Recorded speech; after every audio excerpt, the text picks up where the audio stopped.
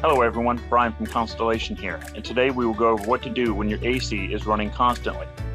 We are creating this series of videos to ensure your home stays efficient and safe and all your maintenances are up to date. That being said, please like our page so we can keep helping you with all your home service needs. Check to make sure your thermostat isn't located near heat generating devices, like a TV or a lamp. These devices generate heat, which can cause your thermostat to detect a higher temperature than the actual temperature in your room.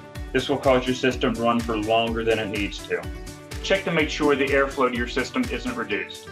This includes checking all the vents are open and not blocked by furniture or curtains. Check that the unit has at least 2 feet around it so that it's able to draw in air. Check that the filter is clean and replace it if needed. This allows the system to breathe. After checking the above and your system is still running continuously, it may be a sign your system is low on refrigerant.